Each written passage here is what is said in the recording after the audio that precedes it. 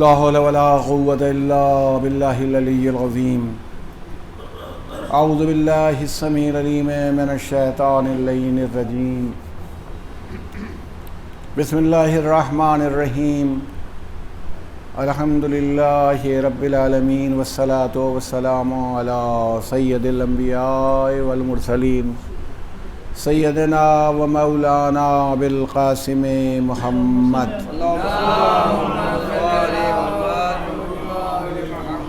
وآله الطيبين الطاهرين المعصومين المظلومين. استغفر الله الذي لا إله إلا هو الحي القيوم الرحمن الرحيم ذو الجلال والإكرام وسأله أن يتوب علي توبة عبد ذليل خاضع فقير بائس مسكين مستكين مستجير لا يملك لنفسه نفعا ولا ضرا ولا موتا ولا حياة ولا نشورا. أما بعد فقد قال رسول الله صلى الله عليه وآله وسلم بسم الله الرحمن الرحيم إني تارك فيكم الثقلين كتاب الله وعترتي أهل بيتي ما إن تمسكتم بهما لن تضلوا بعدي أبدا وإنهما لن يفترقا حتى يرد علي الحوض. صلوات.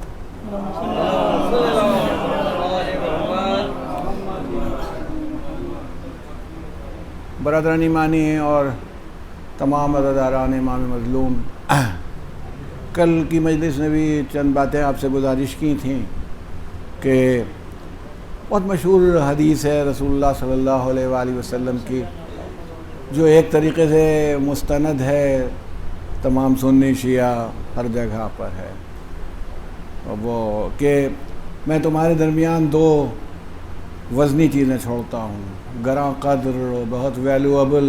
اب وزنی سے مراد کلو یا کنٹل میں اس کا وزن نہ کیا جائے، عظمت کے حساب سے اور ریسپیکٹ کے حساب سے کہ یہ کیسی ہیں، کیونکہ قرآن مجید ہمارے پاس تو اتنے اس سائز کے بھی ہیں تو بہت وزنی نہیں ہوتے، جیب میں ہم رکھ لیتے ہیں. تو اصلاً اس کی عظمت وزن سے نہیں ہے، اس کی عظمت اس کی وقار اور اس کی حیثیت سے. ویسے اہل بیت کی عظمت بھی اپنی جگہ ہے. اللہ کے رسول نے یہ بات ارشاد فرمائی کہ میں تمہارے درمیان دو سنگین مضبوط چیزیں چھوڑ رہا ہوں، ایک قرآن اور دوسرے میرے اہل بیت، میری اطرت ہے. ماں اگر تم ان دونوں ایک سے نہیں، ماں ان تمسکتم بہما لن تضلوا بعدی ابدا، اگر تم دونوں سے تمسک اختیار رکھو گے تو وہ بلکہ ہمارے لیے بھی ہے اور ہمارے قبیل کے لوگوں کے لیے بھی ہے جو نماز پڑھاتے ہیں. یہ سب ہے کہ تمسک اختیار رکھنے کی پہلی منزل یہ ہے کہ صحیح قرآن پڑھیں، کہ نماز میں الٹا سیدھا نہ سنائیں کہ آپ سے بہتر وہ پیچھے پڑھنے والوں کو معلوم ہو کہ کیا ہو رہا ہے. ایسا ہو جاتا ہے کبھی کبھی کہ وہ آدمی پتہ ایک غلطی اس کے دماغ میں بیٹھی ہوئی ہے اور وہ اسی غلطی کے اوپر چلا جا رہا ہے، پھر اس کے بعد اس کی معنویت، اس کی عظمت، یہ تمام چیزیں. تو جب تک یہ دونوں چیزیں رہیں گی اور یہ ایک الگ نہیں ہوں گی ایک دوسرے سے، کوئی چاہے خالی قرآن میں لے لوں یہ نہیں ہوگا، کوئی چاہے خالی اہل بیت کو میں لے لوں، عطرت پیغمبر کو، یہ بھی نہیں ہوگا، دونوں ساتھ آئیں گے. تو ما ان تمسکتم بہما لن تضلوا بعدی ابدا، تو یہ تم کبھی گمراہ نہیں ہوگے. اور یقین یہ دلایا گیا کہ تمہاری منزل اصل میں حوض کوثر ہے، تو یہ دونوں ایک دوسرے سے الگ بھی نہیں ہوں گے. لن یفترقا، ہرگز الگ نہیں ہوں گے. حتی یرد علی الحوض، جب تک حوض پر، الحوض یعنی کوثر پر نہ پہنچ جائیں. کوثر پر تو پیغمبر ہیں، یعنی جب تک پیغمبر کے پاس پہنچ نہ جائے الگ نہیں ہوں گے، اور پھر وہاں پہنچ کے الگ ہونے کا سوال ہی نہیں ہے، یعنی وہ تو کبھی الگ نہیں ہوں گے، ابدا والی بات آ گئی. تو یہ آپ سے گزارش یہ کرنا تھی. دیکھیے ہم نے کل جوابات، دیکھیے ہمارا کہنا ہے امام حسین علیہ الصلاۃ والسلام وہ پلیٹ فارم ہیں کہ جہاں پر خالی مسلمان متحد ہو جائیں یہ نہیں ہے، مسلمانوں کا اکیلا متحد ہونا ضروری نہیں ہے. رسول اللہ کلمہ نہ پڑھتے ہوں، ایسے لوگ بھی ہو سکتے ہیں. تو مسلمانوں کا متحد ہونا اس اعتبار سے نہیں ہے کہ سارے مسلمان مطلب سنی شیعہ یہ مسلک وہ مسلک سب لوگ متحد ہو گئے، ان کا صاحب بہت امام حسین نے متحد کر دیا، نہیں، یہ وہ منزل ہے جہاں ہر ملت کا اور ہر مذہب کا اور ہر قوم کا آدمی متحد ہو جائے گا۔ جیسے وہ ایک صاحب اچھی بات کہتے تھے کہ دنیا کے کسی بھی آدمی کے سامنے آپ امام حسین کا کیریکٹر رکھیے اور یزید کا کیریکٹر رکھیے، دونوں کے کیریکٹر رکھ دیجئے، دونوں کے کیریکٹر رکھیے اور اس کے بعد کہیے کہ بھائی تم کیا کس طرف ہو؟ کہتے تھے اگر صحیح دماغ ہے، مینٹل کیس نہیں ہے، تو وہ حسینی ہی نکلے گا، وہ یزیدی نہیں ہو پائے گا کسی بھی صورت سے۔ وہ ظلم کو برداشت نہیں کرے گا، وہ بد کرداری کو برداشت نہیں کرے گا، وہ تمام جتنی خرابیاں ہیں ان کو نہیں برداشت کرے گا، وہ امام حسین کی عظمت کو بھی پہچانے گا، حضرت کی مہمان نوازی کو بھی دیکھے گا، اور تمام اخلاق اور یہ سب، تو وہ یہ ہے۔ اور ایک بات ماشاءاللہ سب تمام مجمع بیٹھا ہوتا ہے، اب آج کل تو کوئی چیز کہو تو وہ چلی جاتی ہے، بلکہ ماشاءاللہ یہ مجلس لکھنؤ سے ایک بہت ہی محترم شخصیت کا فون آئے کی اطلاع آئی کہ کل انہوں نے ہماری مجلس سنی تھی، بہت تعریف وعریف کی، تو ہم نے کہا ہمیں تو خود ہی پتہ نہیں تھا کہ ہم نے خود نہیں سنی، کیونکہ اپنی سنو تو بہت سی خرابیاں خود ہی دکھائی پڑنے لگتی ہیں اپنی پڑھنے کے بعد۔ تو بہرحال کہنا یہ ہے، ہم تو یہ بھی کہتے ہیں کہ بھئی آپ تبصرہ کرتے ہیں، کچھ سمجھ میں نہیں آ رہا آپ لکھ دیجئے، آئندہ کسی مجلس میں اس کی وضاحت ہو جائے گی، یا ہم غلط ہوں گے تو ہم ہی صحیح کر لیں گے، اپنے کو کریکشن ہو جائے گا۔ ہمارا یہ کہنا ہے کہ دیکھیے بہت سی چیزیں جو لوگ امام حسین کا غم مناتے ہیں، جو امام حسین کو بے حد سپورٹ کرتے ہیں، جو آپ کے ساتھ شریک ہیں، ان پر امپوز کی جاتی ہیں۔ وہ بتائے، جیسے میں نے کل کہا تھا، یہ کہا جاتا ہے ماتم کو قرآن سے دکھاؤ، کل ایک سوال یہ ہے، تو ہم کہتے ہیں کہ یہ تو ہمارا عقیدہ ہی نہیں، رسول اللہ نے ہم کو اس عقیدے پر چھوڑا کہ دو چیزیں تمہارے درمیان چھوڑتا ہوں، ایک قرآن اور ایک اہل بیت، تو ہم سے یہ کیوں کہہ رہے ہیں خالی قرآن سے دکھاؤ؟ یہ تو اس آدمی سے کہیے جو کہتا ہو کہ قرآن کافی ہے، وہ کہہ رہا قرآن کافی ہے ہمارے لیے، تو وہ دکھائے۔ اور ہم نے کہا تھا کہ ہمیں نہیں، دیکھیے جیسے کوئی مقابلہ نہیں، ہم تو اس کو مانتے ہی نہیں۔ ایک بات ہے، اللہ بخشش پر جس وقت آوے گا تو نہ یہ دیکھے گا کہ ہاتھ کھلا تھا نماز میں کہ بندھا تھا، اور بندھا تھا تو کہاں بندھا تھا۔ اگر آدمی نیک ہوا تو انشاءاللہ بخش دے گا، اس کو اس کی پرواہ بھی نہیں۔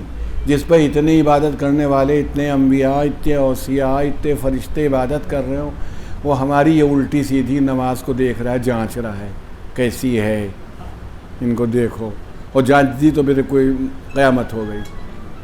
ارے ہم تو قاعدے سے اپنی کاپیاں جو اسٹوڈنٹس کی دیکھتے ہیں تو نظر بچا کے دیکھ لیتے ہیں کہ اگر ٹھیک سے پڑھ لیا تو فیل ہی ہوں گے، تو بھائی خیال کرو کچھ تو رزلٹ صحیح رہے، تو اللہ معافی کے دینے والا ہے۔ ہم یہ نہیں مانتے اس بات کو۔ آدمی کا دیکھیں نیک ہونا زیادہ ضروری ہے بنسبت اس کے کہ اس کے ریچولز بہت درست ہیں۔ اس وقت نماز پڑھی، اور اس وقت ہم اٹھ گئے تھے، اور اس وقت روزہ کھولا، اور اس وقت، یہ زیادہ میٹیریل نہیں۔ میں اکثر سوال اٹھاتا ہوں، مان لیے تھوڑی دیر کو ایک سنی شیعہ ہو جائے 60 سال کی عمر میں، 65 سال کی عمر میں، تو شیعہ اس سے یہ کہیں گے کہ پھر سے قاعدے سے روزہ رکھو، تم نے جلدی کھولا ہے، یا مان لیں گے اس روزے کو؟ جتنی نمازیں اس نے ہاتھ باندھ کے پڑھی ہیں پھر سے پڑھوائیں گے؟ نہیں۔ الٹا بھی دیکھ لیجئے، ایک شیعہ کی سمجھ میں آ گیا کہ اہل سنت کا مسلک بالکل صحیح ہے، سنی ہو گیا، تو کیا سنی علماء اس سے پھر سے سب نماز پڑھوائیں گے کہ تم نے کھول کے پڑھی ہے، ہاتھ باندھ کے پڑھو، تم نے روزے میں تاخیر کیا، کراہت مکروہ ہو گیا ہے سارا روزہ، پھر سے روزہ رکھو، تمہارا نکاح جو مولوی صاحب پڑھنے آئے تھے ہم ان کو نہیں مانتے، تو پھر سے نکاح کرو 5 بچوں کے ساتھ، وہ بھی انشاءاللہ تمہارے نکاح میں بیٹھے ہوں گے۔ ایسا ہوگا؟ نہیں ہوگا۔ یعنی اس کا مطلب ہے کہ ایک دوسرے کا ریکوگنیشن ہے. سنی شیعہ کو ریکگنائز کرتے ہیں, شیعہ سنی کو ریکگنائز کرتے ہیں, اس میں کوئی فرق نہیں ہے. اب اس میں بات کیا آتی ہے کہ بلا وجہ ہوتا ہے نا کہ ہم کسی کو پھنسانا ہی چاہتے ہیں تو کوئی ترکیب لگائیں کہ اس کو ملائن کریں. اب ہم بہت سے ہمارے سیدھے سادے لوگ کہ ہمیں ہاں ماتم کو کیسے نکالا جائے قرآن سے. ارے قرآن سے آپ کچھ نہیں نکال سکتے. اگر خالی قرآن کے اوپر آپ نکالنے کے لیے بیٹھ گئے تو سوائے مصیبت کے قرآن میں خود ہے کہ اگر فاسقوں کو گمراہ بھی کرتا ہے, خالی وہ ہدایت کا راستہ ہی نہیں دکھاتا ہے, تو یہ ہے نا کہ ہو جائے گا. اب بتائیے قرآن سے ہم دکھا سکتے ہیں کہ نماز کا وقت ہے, کتنی رکعت ہے. ظہر کی نماز 4 رکعت ہوتی, قرآن سے دکھاؤ. عصر کی نماز 4 رکعت ہوتی, قرآن سے دکھاؤ. نماز قصر ہو جاتی ہے تو قصر ہوتی تو 2 ہو جاتی ہے, 1.5 ہو جاتی ہے. وہ مولانا ذیشان حضرت صاحب قبلہ اللہ مقامہ کہتے تھے کہ وہ ایک صاحب تھے, وہ نماز قصر کرتے تھے سفر میں. ٹھیک ہے, مسئلہ ہے. تو ان کی ترکیب کیا تھی بھائی, 4 والی 2 ہو گئی, 4 جو عشاء ظہر عصر, تو فجر 1 رکعت پڑھتے تھے, 2 کی 1 ہو گئی. تو کہنے جناب نے ان سے پوچھا کہ آپ مغرب میں کیا کرتے ہیں؟ انہوں نے کہا بھائی مغرب میں ہم یہ کرتے ہیں کہ ہمیں 1.5 پڑھنا ہے, تو 1 کھڑے ہو کے پڑھ لیتے ہیں اور 1 بیٹھ جاتے ہیں. تو وہ جو بیٹھ کے پڑھی وہ آدھی ہو گئی, جو کھڑے ہو کے پڑھی وہ پوری ہو گئی. 1 + آدھا 1.5 رکعت قصر ہو گئی. اب بتائیے قرآن سے نکالیے قصر, قرآن سے قصر نکل رہا ہے. جب آدمی اپنی عقل لگانے, اسی لیے اللہ نے کہ رسول نے ارشاد فرمایا میں جا رہا ہوں, جب میں جا رہا ہوں تو میں چھوڑ کے جا رہا ہوں. ادھر میری یہ کیا ہے, ادھر میری کرسی رکھی ہے, میں خالی کر رہا ہوں, اللہ کے حکم سے جاؤں گا. ادھر قرآن رکھا ہوا ہے جو کبھی نہیں وہیں تک میرے پاس حوض کوثر تک آئے گا. اب مجھے ایسے افراد چاہیے اپنی عطرت اور اپنے اہل بیت میں سے جو میری جگہ بیٹھ جائیں, جو میری فکر کو, میری اسپرٹ کو, میری روح کو سمجھتے ہوں, وہ بیٹھ جائیں. تو کرسی خالی نہیں ہوئی. ایک سلام بھیجیں محمد, آپ ادھر آ جائیں.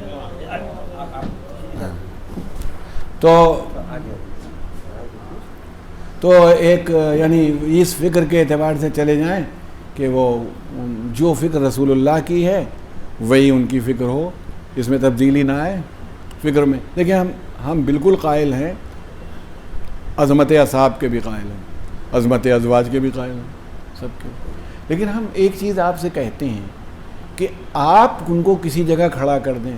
رسول اللہ نے اس جگہ انہیں نہیں کھڑا کیا, کسی کو نہیں کھڑا کیا. رسول اللہ نے کہیں نہیں کہا کہ میں چاہ رہا ہوں تمہارے پاس ان کو چھوڑ کے. جلدی آپ کو قریب لاتے ہوئے کہنا چاہتا ہوں, یہ نہیں کہا. اب دیکھیے صرف اشارہ, مباہلے کا مسئلہ آیا, عیسائیوں نے رسول اللہ سے مقابلہ طے کر لیا, آئے تھے اور اپنے حساب سے بہت بڑی دلیل لائے. حضرت آدم کے باپ, ارے وہ نوح کے باپ کون تھے اور موسیٰ کے باپ کون تھے, رسول اللہ نے بتا دیا سب کے. تو کہا کہ ایک صلوات بھیجے محمد علیہ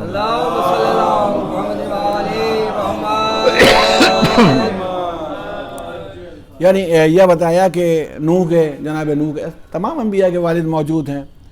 تو پھر پوچھا کہ حضرت عیسیٰ کے باپ کون تھے, اب بتاؤ. بس عیسیٰ علیہ السلام کے والد کا نام. کچھ سوچے کہ یہ جب بتا نہیں پائیں گے تو پھر اللہ کے وہ بیٹے ہو ہی جائیں گے, یہ بتا پائیں گے. تو قرآن نے کہا کہ ان سے پوچھو کہ آدم کی اماں کون ہے, آدم کے ابا کون ہے. تو اب اس دلیل کے بعد تو مان لینا چاہیے تھا کہ جو خدا بغیر ماں کے اور بغیر باپ کے پیدا کر سکتا ہے وہی خدا بغیر باپ کے بھی بندے کو بنا سکتا ہے, یہ مان لینا چاہیے تھا. لیکن نہیں مانے. تو رسول اللہ نے ان کا مقابلہ یہ نہیں کیا کہ یہ روحانی لوگ ہیں اور ان سے کہتے کہ پیٹ کے رکھیں گے, مار پیٹ کر کے ان کو درست کر کے یہاں سے بھیجیں گے, ان کا دماغ درست کر دیا جائے. یہ رسول اللہ نے نہیں کیا, بلکہ کیا کہا, قرآن کہہ رہا فمن حاجک فیہ من بعد ما جاءک من العلم, اور جب علم آ جانے کے بعد بھی کوئی حجت کرے, فقل کہیے فقل تعالوا ندعو ابناءنا وابناءکم ونساءنا ونساءکم وانفسنا وانفسکم ثم نبتہل فنجعل لعنۃ اللہ علی الکاذبین. تو کہیے کہ پھر تم لاؤ اپنے بیٹوں کو، ہم اپنے بیٹوں کو لائیں، تم اپنی عورتوں کو لاؤ، ہم اپنی عورتوں کو لائیں، تم اپنے نفسوں کو لاؤ، ہم اپنے نفس کو لائیں، پھر ہم لوگ مباہلہ کریں. یہ روحانی مقابلہ ہے کہ اللہ جھوٹوں پر لعنت کر دے، بس ختم ہو گئی بات. یہ مباہلہ ہو جائے، طے ہو گیا. وہ لوگ بھی، تمام لوگ. رسول اللہ گئے تو کیسے گئے؟ تو قرآن مجید کی آیت ہے، تفسیر سنی شیعہ سب جگہ مل جائے گی. پیغمبر لے کے گئے تو سب سے آگے خود تھے. امام حسن کی انگلی پکڑ لی تھی، امام حسین کو گود میں لے لیا تھا. 7-8 سال کے تھے امام حسین، بنی ہاشم کے تھے فرزند، اور حضرت علی کے بیٹے تھے.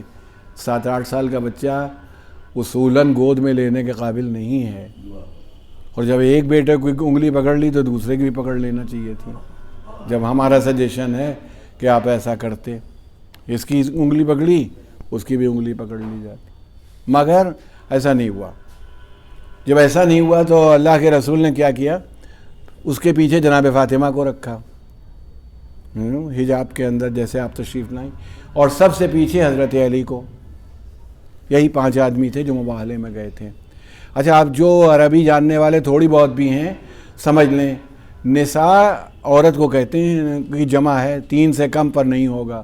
3 عورتیں ہوں تو نساء بن جائے. رسول اللہ کی 9 بیویاں تھیں.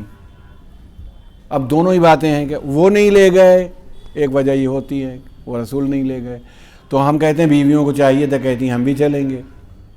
اب جب آپ جا رہے ہیں اپنی عورتوں کو لاؤ تو کیا ہم آپ کی عورت نہیں ہیں؟ آپ ہم کو لے چلیے. مگر وہ شروع سے آخر تک دنیا خاموش کھڑی ہوئی ہے، ویسی ہی کوئی نہیں. تو اب اس کے بعد باقی کچھ، یعنی اس میں یہ نہیں تھا کوئی اور نہیں گیا، انہوں نے مقابلہ بھی نہیں کیا. جب ان لوگوں کو دیکھا تو کہا ہم ایسے چہرے دیکھ رہے ہیں کہ اگر یہ پہاڑ سے کہہ دیں کہ تم اپنی جگہ چھوڑ دو تو پہاڑ اپنی جگہ چھوڑ دے گا. اب آپ اس سے سمجھیے مقابلہ ہی نہیں ہوا. انہوں نے ایگری کر لیا ہم اتنا یہ دیں گے وہ دیں گے جزیہ دیں گے، اب ہمیں جانے دیجئے، ہم اپنے مسئلوں کو خود حل کریں گے. یہ ہے. لیکن آپ سے میں یہ کہتا ہوں نا کہ اکیلا قرآن اگر کافی ہوتا تو یہاں مباہلے کی نوبت ہی نہ آتی. مباہلے کی نوبت اسی لیے آئی کہ وہ قرآن سے کنونس نہیں ہوئے کہ آدم کی ماں کون ہے اور آدم کے باپ کون ہیں، وہ قرآن مجید سے کنونس نہیں ہوئے. جب یہ ہوا کہ آؤ مقابلہ کریں، آؤ مباہلے کے میدان میں آ جاؤ، مباہلہ ہو، تب جا کر کے یہ بات سامنے آئی. ثم نبتہل. اب ہم لوگ ایک صلوات بھیج دیں محمد ہم لوگ چلیں اور اس کا مقابلہ کیا جائے. یہ طے ہو گیا، اور مقابلہ کرنے کے لیے تو اس کے بعد مقابلے کی نوبت ہی نہیں آئی، بات ختم ہو گئی. اچھا، ایک چیز میں اپنی یعنی عقائد اس کی دنیا میں کہنا چاہتا ہوں.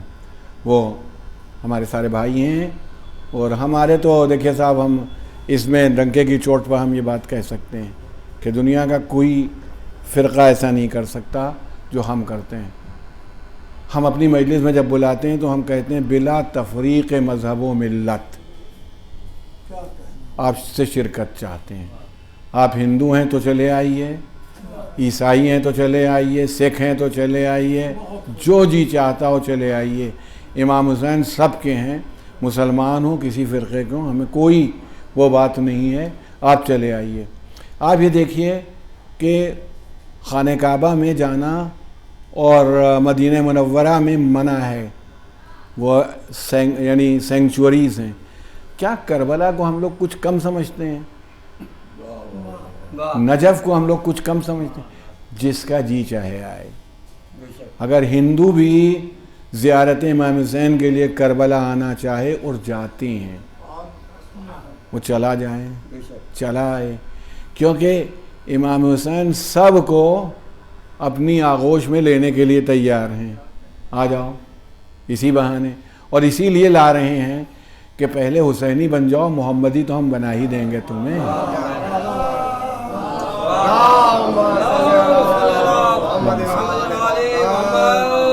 ہو اور اس لیے آپ اور ہم سب لوگ اس بات کو قبول کر لیں اور بات اچھی طرح سے ہمارے ذہن نشین ہو جائے کہ اس میں کوئی ہمیں کنفیوژن نہ رہ جائے. یقین کر لیں کہ بہت سی چیزیں ایسی ہوتی ہیں اسٹیج وائز ہوتی ہیں. ایک دم سے آپ یہ طے نہ کر لیجئے آپ مسلمان ہیں تو آپ جنتی ہو گئے. جتنے بھی ہیں پتہ نہیں کیا دماغ خراب ہو جاتا ہے. رسول اللہ نے کچھ کہا ہے لوگ فالو کریں نہ کریں, ہمارا سرٹیفکیٹ ہے کہ وہ جنتی ہیں. ارے ابھی وہاں بڑی جھنجھٹیں مچی ہوئی ہیں, بھائی برزخ کی منزل ہے, میدان محشر ہے. اب ہمارے یہاں کے تو شعراء بھی یہی سب کرتے ہیں. وہ ہم کو بڑی حیرت ہوتی ہے, 40ویں کی مجلس ہو رہی ہے, شاعر صاحب بتا رہے ہیں کہ وہ جنت میں ٹہل رہے ہیں, مرحوم والد کے ساتھ بھی ہیں اور بھائی بھی ان کے ساتھ ہیں, گھوم رہے ہیں. اگر یہی, میں تو حیدر زیدی میرے دوست ہیں, میں ان سے اکثر کہتا ہوں کہ اگر تمہارے سامنے مر جائیں تم کو شعر ویر کہنا ہو تو یہ سب الٹی سیدھی نہیں کرنا, نہ شعر کہنا, ورنہ تم شعر میں ہماری تعریف کرو گی وہاں ٹہل لیں اور وہ جو فرشتے ہوں گے 10-5 مار دیں گے اسی وقت. تم جنت میں ٹہل رہے ہو, تمہاری اوقات ہے, تو بلا وجہ تمہاری وجہ سے ہم پٹیں گے. تو کہنا یہ ہے کہ امام حسین اہل بیت ان کی شان یہی ہے. اس کو بہت تفصیل سے تو اس وقت نہیں بیان کیا جا سکتا. ایک میں فرق بتانا چاہتا ہوں. دیکھیے کیا کہا تھا قرآن مجید نے کہ ہم جھوٹوں پر لعنت قرار دیں. یہ نہیں کہا تھا ہم تم پر لعنت بھیجیں تم ہم پر بھیجنا, کیونکہ لعنت کا اور صلوات دونوں کا ایک مزاج ہے, وہ اپنے اہل کو ڈھونڈ لیتی ہے. آپ کو کہنے کی ضرورت نہیں, جو اس کا اہل ہے لعنت ہوگی ادھر چلی جائے گی, صلوات ہوگی ادھر چلی جائے گی, جس کا جو اہل ہوگا وہیں جائے گی, تو ڈھونڈتی ہے. یہاں پر صداقت کا ایک خاص مفہوم ہے, بہت مختصراً آپ سے کہنا چاہتا. صداقت کا ایک بہت ہی مخصوص مفہوم آپ کے دماغ میں رہنا چاہیے. سچا وہ ہے جو جھوٹ نہ بولے. کوئی نبی ایسا ہے جو جھوٹ بولتا ہو؟ معاذ اللہ نہیں, نعوذ باللہ. ہم تو یقین نہیں رکھتے بھائی وہ معصوم ہوتا ہے. فرشتے جھوٹ نہیں بولتے. تو یہ تمام چیزیں ہوئیں. مگر اب آپ ذرا سا آئیے اور ہمیں بتائیے کہ بہت سے انبیاء خود دھوکہ کھا گئے کہ ہم نے جو بات کہی تھی وہ ہوئی نہیں, جبکہ غلط نہیں کہا تھا انہوں نے. اللہ نے کہا تھا جناب یونس سے کہ عذاب آئے گا, عذاب آیا بھی. وہ سمجھے تھے عذاب آئے گا کا مطلب ہے کہ ابھی سب درست ہو جائیں گے, سب جل کے خاک ہو جائیں گے. وہ نہیں ہوا. یعنی ان کے سمجھنے میں غلطی ہوئی, اللہ کے کہنے میں نہیں غلطی ہوئی تھی. جو جناب نوح جو سمجھ رہے تھے وہ نہیں ہوا. مثال کہیں کہیں ہوتا ہے کہ انبیاء جو سوچ رہے ہیں سمجھ رہے ہیں ان کے سمجھنے میں غلطی ہو جاتی. وہ سچ بولتے ہیں, جو سچ ہوتا ہے وہی کہتے ہیں. اب ایک فرق جو یہاں پر چاہیے, رسول اپنی اطرت اور اپنے اہل بیت کے لیے کہہ رہے ہیں, وہ آپ ریئلائز کر سکتے ہیں. یہ نہیں کہہ رہے ہیں کہ یہ سچ بولیں گے, بلکہ یہ کہہ رہے ہیں یہ جو بولیں سچ اس کے مطابق ہو. یہ سچ کا کام ہے کہ ان کے پیچھے چلے. علی حق کے ساتھ ہیں, حق علی کے ساتھ. جدھر جدھر علی مڑیں گے ادھر ادھر حق مڑ جائے گا. حق سچی تو ہے. علی جدھر مڑیں گے ادھر حق مڑے گا. ان کو یہ پرواہ نہیں ہے کہ چلو دیکھیں ہمارے لیے کیا ہے, حق کا ساتھ دو, تو جدھر جدھر حق جا رہا ہو تم بھی جاؤ, ہمارے لیے حکم ہے. ان کے لیے یہ نہیں ہے, بلکہ حق کو دیکھنا ہے کہ علی کدھر جا رہے ہیں. جدھر علی جا رہے ہیں ادھر ہی حق کو بھی جانا ہے. یہ آپ کے اذہان میں محفوظ ہے. اب دیکھیے ایک آدھ ایگزامپل اسی میں سے دیکھ لیجئے بچوں کو, تاکہ یاد ہو جائے. ہمارے جو بچے بیٹھے ہوئے ہیں ایگزامپل دیکھ لیجئے. تو یعنی وہ یہ ہے کہ جناب فاطمہ زہرا سلام اللہ علیہا نے بچوں کی فرمائش تھی عید میں کپڑے کی. سنا وہ واقعہ, شب عید کپڑے. وہ امام حسن امام حسین ہمارے یہاں کے بچے نہیں تھے کہ بلا وجہ کی ضد پکڑ لیں. وہ جناب فاطمہ کے بچے تھے, ان کو دکھانا تھا کہ میری ماں کی منزلت کیا ہے, وہ بھی دیکھ لینا. آج منزلت فاطمہ زہرا دیکھو. تو وہ شہزادی نے یہ نہیں کہا ہو جائے گا, کوئی نہیں کہا خیاط درزی لے کے آئے گا، کپڑے لے کے آئے گا. ہو گئی بات. اب آپ بتائیے، شب عید آیا، رضوان جنت آیا ہے، آج تک کوئی کرتا سیا نہیں ہے اس نے، ایسا ٹیلر نہیں ہے کہ وہ سی لے، اس کو کاج بنانا بھی شاید نہ آتا ہو. کپڑے لے کے آیا اور کہہ رہا انا خیاط الحسنین، میں حسنین کا درزی ہوں. لے کے آیا، کپڑا لے لیا. وہ بھی لایا تو اپنی جنتی ماحول سے لایا، بالکل وائٹ سفید. اب یہ پھر صبح کے وقت شہزادوں نے پھر اپنی ماں کی عظمت ساری دنیا کے سامنے رکھ دی. کہا اماں یہ تو سفید ہے. ہاں. شہزادی نے پوچھا کون تم کیا چاہتے تھے؟ کہا میں چاہتا ہوں کہ میں سبز پہنوں. امام حسن نے کہا. امام حسین نے کہا میں چاہتا ہوں سرخ.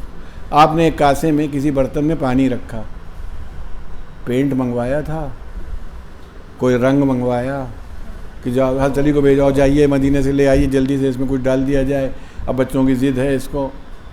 اتنی امام حسن کا حلہ اٹھایا اور ڈالا اس کے اندر اور نکالا تو ہرا تھا. کوئی بڑے سے بڑا ڈائی کرنے والا اس سے اگر سرخ بنا دے تو ہزاروں لاکھوں روپے انعام دینے کو تیار. کا پانی وہی ہے جس سے ابھی ہرے رنگ کا کپڑا نکالا جا چکا، اب دوسرا بیٹا کہہ رہا ہے سرخ ہونا چاہیے، اور بی بی نے اس کے اندر دوسرا حلہ ڈال کر کے نکالا تو وہ سرخ نکل آیا. اس کا مطلب وہی بات ہے، وہ پابند نہیں ہے. ان کی صداقت ایسی ہے کہ پوری کائنات پابند ہے. جو یہ چاہیں وما تشاؤون الا ان یشاء اللہ، تم کچھ نہیں چاہتے ہو سوائے اس کے کہ جو ہم چاہیں. اگر تم یہ چاہتے ہو کہ یہ ہرا ہو جائے تو ہرا ہو جائے گا، تم یہ چاہتے ہو کہ سرخ ہو جائے تو سرخ ہو جائے گا. یہ تمہاری شان ہے. وہاں سچوں کی اگر خالی سچوں کی ضرورت ہوتی تو رسول اللہ کے پاس بہت سے لوگ تھے. حضرت ابو ذر غفاری جیسا سچا تھا مباہلے میں، حضرت سلمان جیسے سچے تھے، بہت سے اصحاب تھے ایسے جن کو لے کے جا سکتے تھے. نہیں. اب میں آپ سے دیکھیے مختصراً کہنا چاہتا ہوں، یہ بتائیے کہ صداقت جو تھی اس نے اپنے کو ڈھالا ہے، جیسا یہ چاہتے ہیں اسی کے مطابق ہو جائے. اب آپ دوسری منزل ہے وہ بہت آپ کے یہاں مشہور ہے، آپ کی سنی ہوئی، ویسے ورنہ میں تو تمام معصومین کے یہاں سے آپ کو نکال کے دکھا سکتا ہوں. حضرت علی کا امتحان لینے کے لیے لوگ آ گئے تھے ان کی خلافت کے زمانے میں. ایک بڑھیا کو تیار کیا، اس کا جوان لڑکا کہ اتنے پیسے دیں گے، اس کو مردہ بنا کے لے چلیں گے اور علی سے کہیں گے نماز جنازہ پڑھا دو. ہو گئی. حضرت علی نے کہا جب پہنچے تو امیر المومنین کا نماز جنازہ پڑھا دیجیے، بڑھیا رو بھی رہی ہے، پیسہ ویسا ملنا ہے نا، تو پورا ڈرامہ ہو رہا ہے. امیر المومنین نے 3 مرتبہ پوچھا پڑھا دوں، نماز جنازہ پڑھا دوں؟ جی جی بالکل نماز جنازہ پڑھا دیجئے، اور آپ پڑھا دیں تو ایسا ہو جائے وغیرہ وغیرہ. نماز جنازہ پڑھا.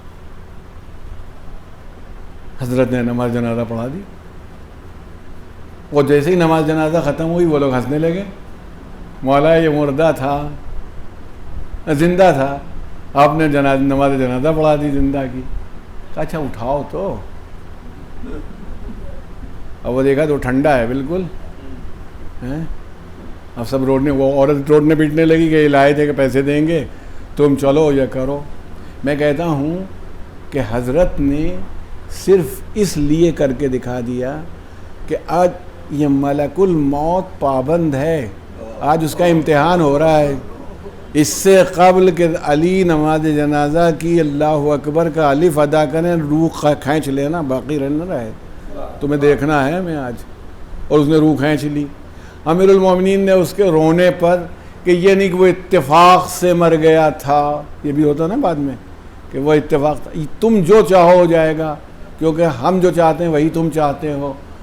حضرت نے مگر یہ نہیں کہ یوں ہی لوگ خدا خدا کر رہے تھے. آپ نے کیا کیا؟ 2 رکعت نماز پڑھی، اللہ سے دعا کی پالنے والے اس کے بیٹے کو زندہ کر دے. بیٹا زندہ ہو گیا، وہی جس کی نماز جنازہ ہوئی تھی. کسی کو دوسری حیات مل جانا اللہ کی طرف سے، اس میں کوئی تعجب خیز بات بھی نہیں. پروردگار عالم دے سکتا ہے. ایک صلوات بھیجیں محمد علیہ تو سچائی اور صداقت جو ہے، اہل بیت کی صداقت اور سچائی میں زمین آسمان کا فرق ہے. سچوں کی صداقت میں، سچے جو ہوتی ہے بات سچ کہتے ہیں، مگر اہل بیت جو کہہ دیتے ہیں وہ ہو جاتا ہے. یہ ایک اصول ہے، اللہ نے ان کو یہ طاقت عطا، کیونکہ حق کا کام ہے کہ وہ ان کے پیچھے چلے، ان کا کام نہیں کہ دوڑیں اور حق کو پکڑنے کی کوشش کریں. ایک آپ ادھر سے چلے، ادھر تشریف لائیں، جگہ تو ہے ادھر، تو جگہ بہت ہے. اللہم صلی علی محمد. تو آپ کی خدمت میں یہ عرض کرنا ہے. تو اسی لیے یہ بات، جو بعض چیزیں ہوتی ہیں نا بالکل امپوز کر دی جاتی ہیں. اب یہ ایک چیز اور آپ سے عرض کروں گا، بس اب دامن وقت میں جتنی گنجائش ہے اسی کے پیش نظر، وہ یہ بات ہے کہ ایک الزام جو ہے شیعت پر، وہ یہ شیعت پر بھی کہ شیعوں نے امام حسین کو بلایا اور اس کے بعد قتل کر دیا، اور مطلب ان کے ساتھ زیادتی کی اور مٹ ڈالا اور یہ کیا اور وہ کیا، یہ سب سامنے آتی ہے بات کہ وہ کون کوفے والے شیعہ تھے. یہ ماشاءاللہ سب پڑھے لکھے لوگ تشریف فرما ہیں. یہ کوفہ کب بنا تھا؟ یہ دوسری خلافت کی فوجی چھاونی تھی، یہ بات یاد رہے. حضرت علی نے نہیں بنایا تھا. دوسری خلافت کے زمانے میں، پھر تیسری خلافت بھی گزری. حضرت ابو موسیٰ اشعری جو بہت سخت دشمن تھے حضرت علی کے، چاہتے نہیں تھے کسی صورت سے کہ حضرت علی خلیفہ رہیں، وہ بڑے سپورٹر تھے. جب جنگ جمل میں آپ نے انوائٹ کیا لوگوں کو چلو مدد کرو، تو روکتے تھے لوگوں کو. گورنر تھے. قاضی شرح جو چیف جسٹس تھے کوفے کے، وہ دوسری خلافت میں بنائے گئے تھے اور اب تک چلے آ رہے تھے، اور بعد میں بھی رہے. یعنی آپ یوں سمجھ لیجئے. تو یہ بتائیے کہ کوفے کو کیا ہونا چاہیے؟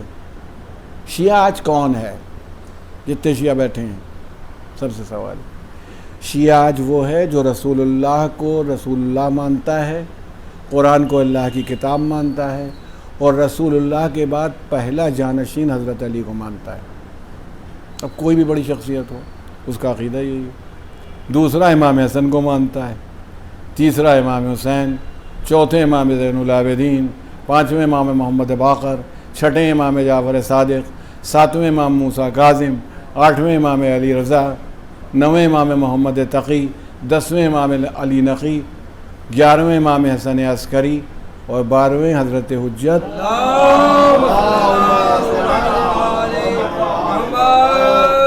کسی جگہ کنفیوژن نہیں ہے شیعزم میں جو ہم لوگ ہیں. یہ اچھا، امامت کا مسئلہ ایسا ٹیڑھا نازک ہے شیعوں میں کہ کسی طرح کا امام ہونا ضرور چاہیے. یہ آپ سمجھ لیجیے. آقا خان کے یہاں زندہ امام ہوتا ہے. غلط صحیح کی بات ابھی نہیں کر رہا ہوں. امامت کے بغیر شیعت آگے نہیں بڑھتی ہے. بوہریوں کے یہاں امام جو ہوتا ہے مستور ہے، پردے میں ہے، آئے گا. آپ کے یہاں امام غائب ہیں، ظاہر ہوں گے اللہ کے یہاں سے حکم سے ظاہر ہوں گے. ٹھیک. مگر کوئی بھی، ہم آپ سے پوچھتے ہیں، آپ یہ بتائیے کہ اب اس کے پیرالل آ جائیے. آج کوئی پوری دنیا میں کوئی خلیفہ ہے؟ رسول اللہ کا کوئی خلیفہ ہے سعودی عربی میں سے ہی؟ آپ کہہ دیجئے. لبنان میں کہہ دیجئے. کوئی ہے نہیں. 1922 میں مصطفیٰ کمال اتاترک جو تھا، بڑا وہ اپنے حساب سے بڑا پروگریسو تھا. عثمانیہ خلافت آخری خلافت تھی. عثمانیہ خلافت 1922 میں جو تھی، اس نے اس کو مارا، ان کو ختم بھی کر دیا اور خلافت بھی ختم کر دی، ابالش کر دی. 1922 سے کتنی ہو گئی؟ 1925. 103 سال ہو گئے ہیں. پورے عالم اسلام میں کوئی خلیفہ نہیں ہے. اسلام ہے یا نہیں ہے؟ اسلام ہے خلیفہ کے بغیر. اس کا مطلب ہے عالم اسلام میں خلافت دین کی بنیاد نہیں ہے. ورنہ کسی کو بنائیے آپ، الیکشن ہی کر لیا جائے، جمع کر لیا جائے. شیعت میں یہ اگر عقیدہ، جتنے شیعہ بیٹھے ہوئے ہیں، یہ بنا لیں کہ امام مہدی نہیں ہے، ابھی شیعت سے خارج، ختم. جتنا چاہے قرآن پڑھ ڈالیں، جتنا چاہے ماتم کر ڈالیں، جب تک تابوت اٹھائیں، جب تک 12 امام جکے بعد دیگرے اس عقیدے کے ساتھ نہیں کہ حضرت تشریف لائیں گے. ابھی تو خیر 1400 سال ہوئے ہیں، اگر 14 لاکھ سال بھی ہو جائیں گے تو شیعہ عقیدہ یہی ہے کہ آئیں گے. اس کے بغیر اسٹینڈ نہیں کر سکتا شیعہ. ٹھیک ہے، یہ بتائیے اس عقیدے کے کوفے میں کتنے آدمی تھے جنہوں نے امام حسین کو دعوت دے دی تھی؟ کوفے میں وہی لوگ تھے جو خلفائے راشدین کے قائل تھے، نمبر 1، نمبر 2، نمبر 3 اور نمبر 4 پہ حضرت علی. یہ تھے کوفے والے. چلیے امام حسن کے بھی جوڑ لیجئے 6 مہینے جو ان کی حکومت تھی، وہ بھی آپ جوڑ لیجئے، ہو گئی. اب جب اتنی سب آپ کے پاس بن گئی، اس کے بعد آپ کہتے ہیں ملوکیت شروع ہو گئی. تو یہ جو لوگ تھے یہی تو تھے نا، بلانے والے ہوں گے. ان میں سے وہ مخصوص لوگ جو 12 اماموں کو یکے بعد دیگرے مانتے ہوں. امام آیا نہیں تھا، امام مہدی تو بہت بعد میں آئے، 255 کا زمانہ ہے ہجری کا، لیکن ایمان رکھنے والوں کو وہیں سے ایمان رکھنا تھا جہاں سے 6 امام تھے اور 5ویں امام تھے. یہ نہیں کہ اچانک اتفاق سے وہ مہدی بن گئے، یہ نہیں تصور ہے. یکے بعد دیگرے ہیں جیسے رسول اللہ نے چھوڑا ہے. تو اس لیے ہم یہ کہتے ہیں کہ بلانے والے کون، میں الزام نہیں دیتا، ہرگز الزام نہیں دیتا، اس وقت کے لوگوں سے تو کوئی مطلب ہی نہیں ہے. مگر جن لوگوں نے امام حسین کو بلایا ہوگا وہ کس خلافت کے قائل ہوں گے؟ حضرت علی کو خلیفہ بلا فصل مانتے ہوں گے یا چوتھا مانتے ہوں گے بلانے والے؟ وہاں وہ آئی نہیں. حضرت علی ابھی وہ جو اس طرح سے کل وہ تو 2 4 10 آدمیوں کو آپ جوڑ لیجئے جیسے میں نے کل کہا تھا شیعزم میں، اس سے زیادہ نہیں، تو پھر الزامی غلط ہو جاتا ہے. اچھا جن لوگوں نے بلایا تھا، مان لیجئے آج کے دور میں ان سے کوئی مطلب ہی نہیں ہے. کوئی آدمی کچھ کر جائے آج سے 1000 سال پہلے، آپ کہیے انہی نے بلایا تھا تو وہی رو رہے ہیں. ہمیں جنہوں نے بلایا تھا وہ رو رہے ہیں، ہم کیوں رو رہے ہیں؟ ہم نے تو نہیں بلایا تھا امام حسین کو، تو ہم کیوں روئیں؟ تو ہم تو کہتے ہیں کہ ہم آپ کو کیچ کریں گے پھر کہ وہ جناب ام سلمہ جو زوجہ رسول تھیں، انہوں نے امام حسین سے کو بلایا تھا کربلا آ جاؤ شہید ہو جاؤ، تو وہ کیوں رو رہی تھیں جب رسول اللہ کو خواب میں دیکھا تھا؟ ترمذی کی روایت ہے کہ رسول اللہ رو رہے تھے، تو وہ کیوں رو رہے تھے رسول اللہ؟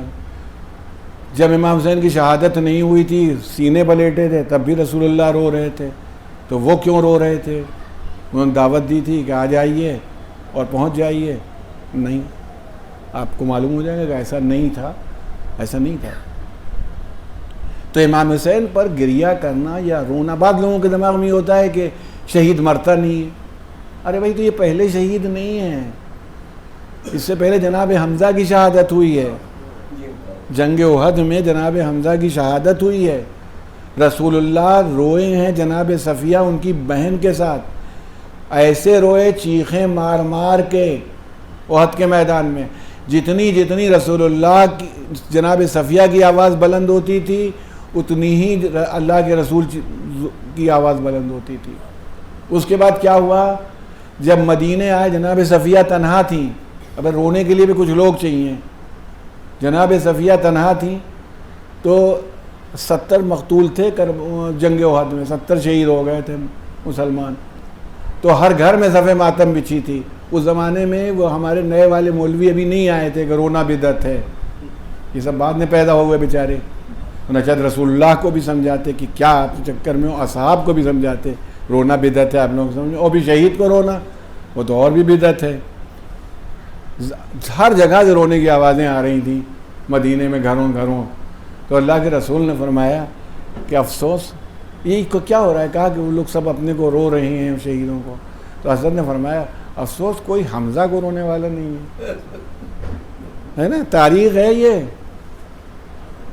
شیعہ مقتل نہیں ہے، شیعہ کتابیں نہیں ہیں، تاریخ ہے.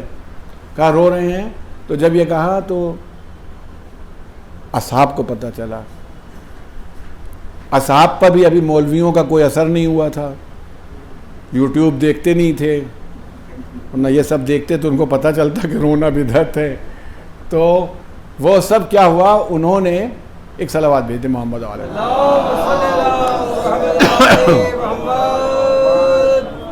رونا بدعت ہے یا اگر وہ نہیں، سب رو رہے تھے، گریہ کر رہے تھے. اصحاب پیغمبر نے وہ رسول اللہ سے محبت کرتے تھے، فطری بات ہے، ایسی کیا بات تھی. انہوں نے اپنی عورتوں سے کہا کہ رسول اللہ کو قلق ہے اپنے چچا کی شہادت کا، تم سب لوگ جاؤ ان کا ماتم کرو.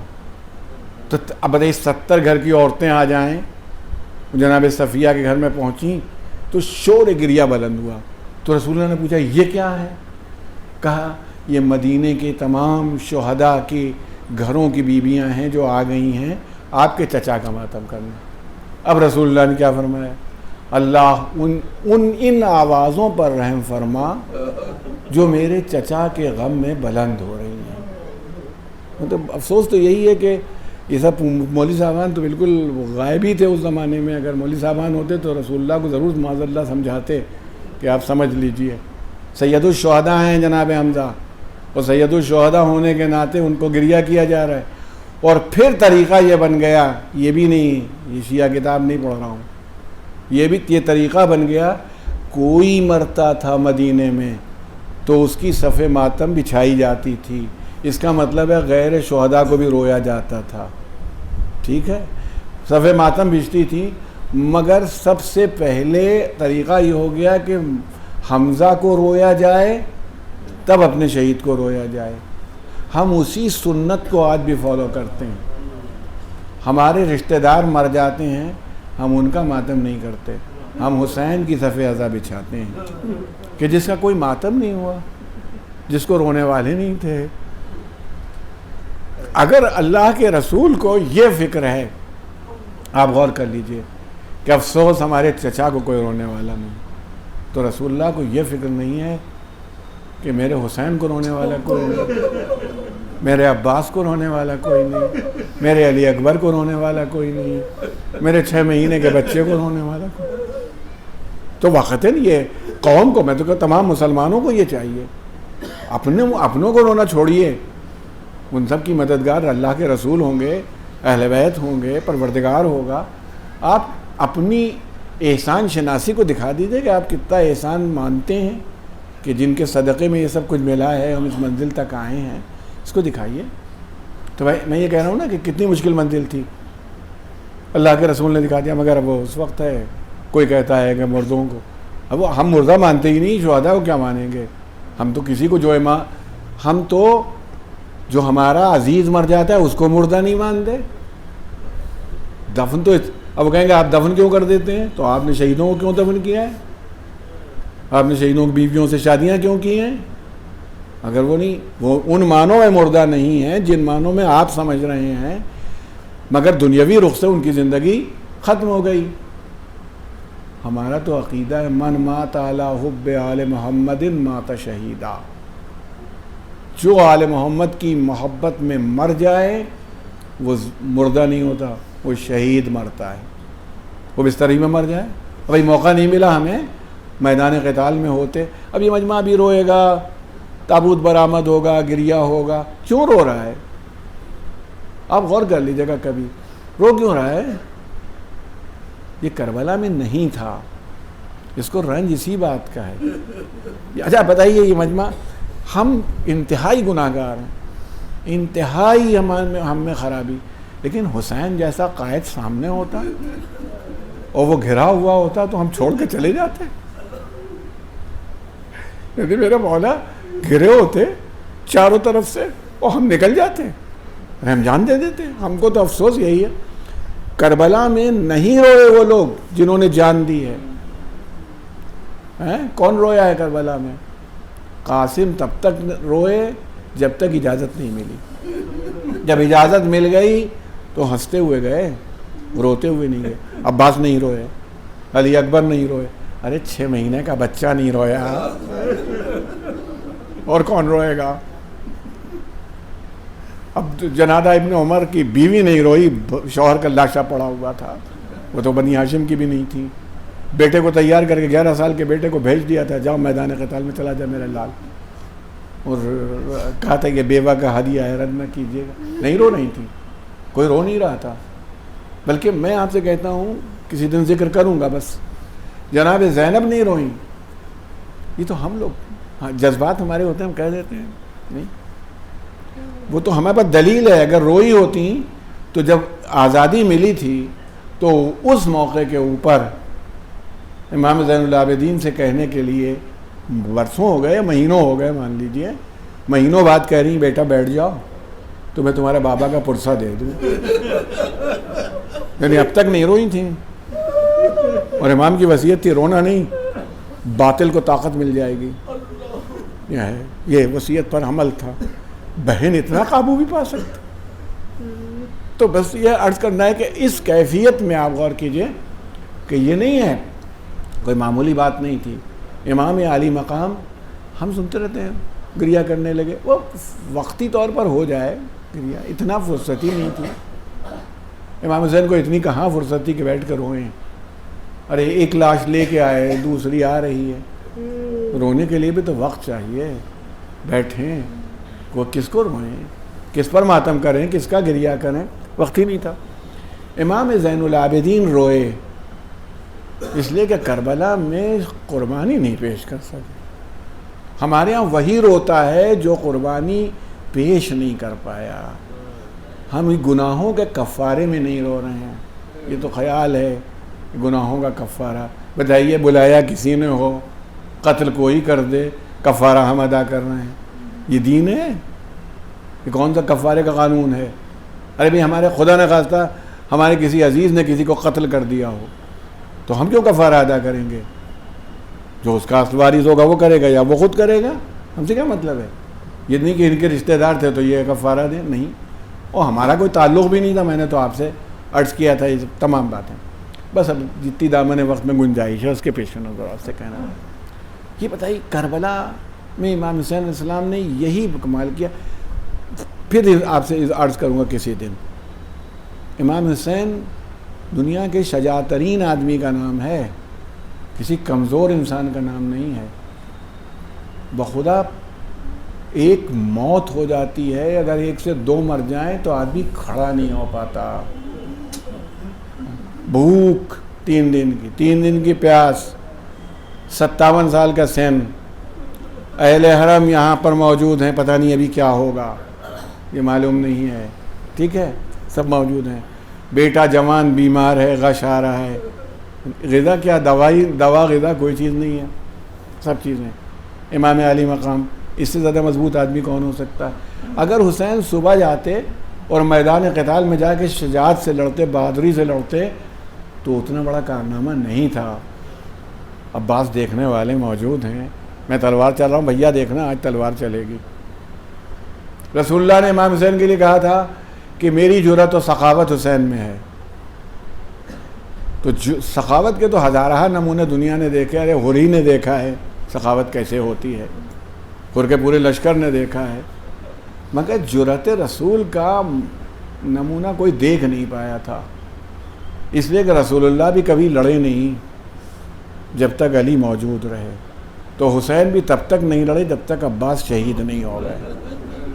نہیں لڑے، موجود تھے. بس اصحاب لڑتے رہے، شہید ہوتے رہے، عیزہ کی باری آئی. آپ بتائیے، میں یہ کہتا ہوں کہ کبھی آپ اپنے دماغ میں یہ خیال نہ لائیے کہ امام حسین کسی کمزور انسان کا نام ہے. اس سے طاقتور آدمی آپ کو مل ہی نہیں سکتا. اور یہ وہی ہے کہ جس کو اللہ تعالیٰ نے بنایا ہو کہ وہ رسول اللہ کو ریپرزینٹ کرے، نمائندگی کرے. پیغمبر ایسا جرأت ہے. کیسی جرأت تھی رسول جب کوئی نہیں رہے. اچھا اب میں یہ کہتا ہوں ابھی تو اتنا ہی تھی بات، کل ذکر کیا تھا اشارے میں بات. 6 مہینے کے بچے کو لائے ہیں، شہید ہو گیا ہے، پہنچا دیا ہے، اس کی قبر بنا چکے ہیں. یہ آدمی کھڑا ہو سکتا ہے؟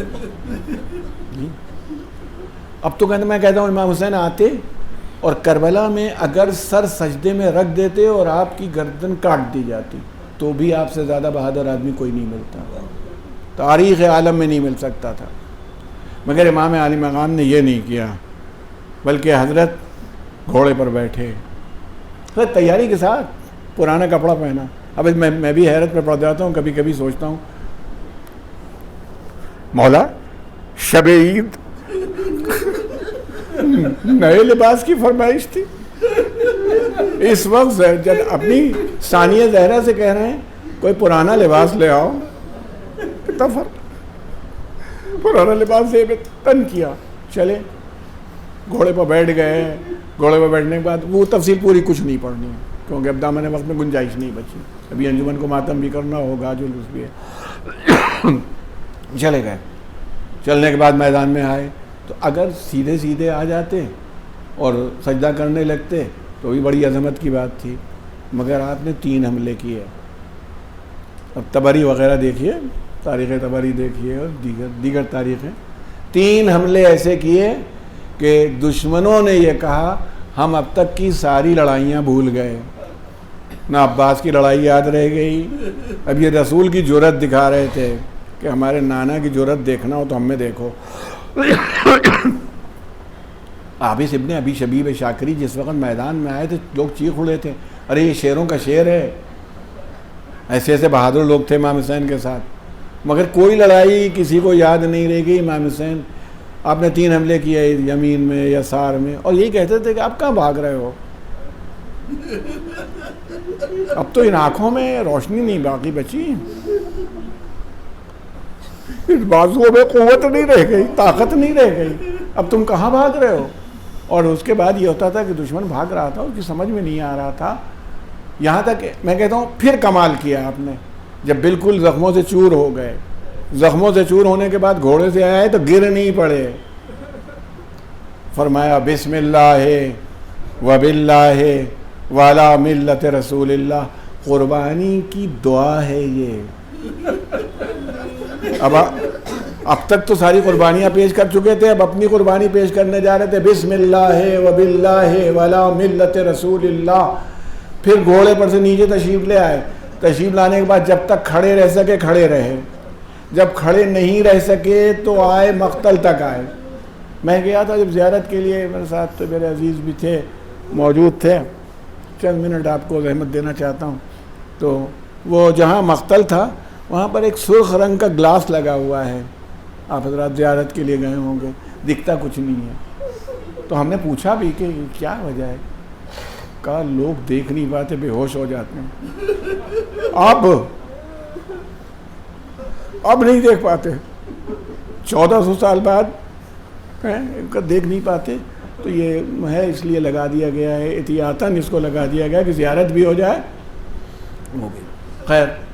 تو گھوڑے سے اترنے کے بعد تشریف لائے. اب وہ اچھا یہ سب تو ہم لوگ کہتے ہیں نا. اب بتائیے کہ کیا عالم ہے کہ آدمی ریگزار کربلا پر موجود ہے، مقتل تک آیا ہے، گہرائی کے اندر سر سجدے کے اندر رکھے ہوئے ہے. سجدے میں سر رکھنے کے بعد پھر اس کی عظمت اپنی جگہ. تم نہیں چاہتے سوائے اس کے کہ جو ہم چاہتے ہیں. وما تشاءون الا ان یشاء اللہ. تم سوا کچھ نہیں چاہتے سوائے اس کے. پالنے والے تیری محبت نے میں نے ہر چیز گوارا کر لی. یعنی اگر تیری محبت ہے تو میرے پاس مجھے کسی چیز کی ضرورت نہیں ہے. جیسے خود فرمایا تھا دعائے عرفہ میں، جس نے تجھے پا لیا اس نے کھویا کیا، جس نے تجھے کھو دیا اس نے پایا کیا. جن کی شان یہ ہو سر سجدے میں رکھے تھے. اب پھر جیسے حالات ہوتے ہیں ویسی ذمہ داریاں ہوتی ہیں. ابھی تک جناب زینب نکلتی نہیں تھی، مگر اب دیر ہو گئی تھی. قریب آئیں، قریب دوڑتی ہوئی آئیں. دیکھا پورا لشکر گھیرے ہوئے ہے، تمام اشقیہ گھیرے ہوئے تھے. اور یہ سمجھ میں نہیں آ رہا تھا کہ امام علی مقام زندہ ہیں یا روح نکل چکی ہے جسم سے. تو شمر ملعون کہنے لگا فوجوں کو دوڑاؤ ان کے خیمے کی طرف، ابھی معلوم ہو جائے گا. جیسے ہی گھوڑے دوڑنے لگے حضرت نے سر بلند کیا، کہا ارے مسلمانوں کی طرح سے نہیں کر سکتے ہو، اسلام کا خیال نہیں تو اپنے آزاد ہونے کا تو ثبوت دو. ابھی میں زندہ ہوں، تم میرے اہل حرم کے اوپر حملہ کر رہے ہو. تو اس نے حکم دیا واپس آ جائے لشکر. یعنی معلوم ہو گیا امام علی مقام تھے. اس کے بعد بی بی کا آنا یہ آپ کے ذمے ہے، اور یہ سب تمام چیزیں آپ کو معلوم ہیں. یہاں تک کہ حضرت کی شہادت ہو گئی، وہ میں تفصیل نہیں پڑھ رہا ہوں، بس چند منٹ. سر نو کے نیزہ پر آ گیا. اچھا میں کہتا ہوں کہ عجیب صورت حال ہے کہ کیا ہے، ایک آدمی شہید ہو گیا جس سے ہم کو دشمنی تھی، جو بیعت نہیں کر رہا تھا، حکومت کے خلاف تھا، تو ہم نے مقصد حاصل کیا، اب چھٹی ملی، ختم ہو، فنش کرو. مگر نہیں، جو ظلم ہوتا ہے اس کی کوئی حد نہیں ہوتی. کہہ رہا ہے کہ گھوڑوں کی نال بندی کی گئی تھی. اب میں وہ تفصیل بھی نہیں بتا سکتا آپ کو. وہ خاص گھوڑے ہوتے ہیں جو دوڑائے جاتے ہیں, عام گھوڑے نہیں ہوتے. ان کا وزن کتنا ہوتا ہے. اور اس کے بعد وہ گھوڑے دوڑانے کے لیے جب تیاری ہوئی تو جناب زینب کے لیے ملتا ہے کہ بار بار کہتی تھیں کہ میرے بھیا کا لاشا پامال نہ کرو, میرے بھیا کا لاشا پامال نہ کرو.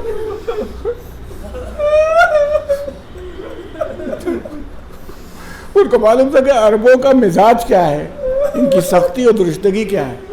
مگر حالت یہ تھی کہ گھوڑے جائے. تو علامہ مجلسی جیسی بزرگ ہستی کا حوالہ دوں گا. ارشاد فرمایا کہ حضرت کی استخوان مبارک یعنی جو ہڈیاں تھیں, محترم ہڈیاں, وہ ریزہ ریزہ ہو گئی. گھوڑوں کے دوڑنے سے ریزہ ریزہ ہو گئی. بس میں آپ سے کہتا ہوں, جب میں اس منزل پر آتا ہوں مجھے عجیب حیرت ہوتی ہے. جب زیارت ناہیہ پڑھی ہے تو ماشاءاللہ ابھی آپ تابوت اٹھائیں گے, بس اٹھنے ہی وہاں کی منزل میں ہے تابوت. زیارت ناہیہ میں پڑھیے, السلام علی خد الطریب, سلام ہو اس رخسارے پر جو ریگزار کربلا سے مٹی سے بھر گیا. السلام علی الشیب الخضیب, اس ریش مبارک, اس داڑھی پر سلام ہو جو خون سے سرخ ہو گئی. السلام یعنی السلام علی مدفونین بلا اکفان, سلام ہو ان دفن ہونے والوں پر جنہیں بغیر کفن کے دفن کر دیا گیا, چٹائی میں لپیٹ کے دفن کر دیا گیا. آپ اٹھائیں گے, ابھی تابوت اٹھے گا انشاءاللہ. بس 1 منٹ 1.5 منٹ کی زحمت. آپ بتائیے, مجھے سچ بتا دیجیے گا, آپ کیا کریں گے؟ وہ خالی ایک جنازہ نہیں اٹھتا, الہ آباد میں پتہ نہیں کتنے جنازے اٹھتے ہیں امام حسین کے. آج چہلم ہے, وہ آج عاشورہ ہے, وہ آج تعزیہ اٹھا ہوا ہے, یہ اہل سنت کا ہے, یہ شیعوں کا ہے, یہ ان کا ہے, سب اٹھتے ہیں. مگر امام حسین کو جنازہ اٹھا ہی نہیں. آپ اس کا جنازہ اٹھانے جا رہے ہیں جس کا جنازہ اٹھا ہی نہیں. کیونکہ اگر جنازہ اٹھا ہوتا تو امام زین العابدین کو یہ نہ کہنا پڑتا کہ انہوں نے اپنے نجس کشتے دفن کر دیے, میرے بابا کا لاشا اسی طرح پڑا ہوا ہے. اور اس کے لیے زیارت ناہیہ میں یہ الفاظ آئے, یہ الفاظ بیان کیے گئے کہ جس کا جنازہ کندھوں پر نہیں اٹھا, جس کا جنازہ تیروں کے اوپر معلق رہا, تیروں پر جس کا جنازہ معلق رہا اس پر سلام ہو. جسے کافور نہیں ملا, جس کے لیے ریگزار کربلا کافور ہو گئی, جس کو قبر پہ کوئی دفن کرنے والا نہیں تھا, بس اتنا ہوا کہ کیا کیا گیا کہ ہر مومن کے دل میں اس کی قبر بن گئی. انا للہ و انا الیہ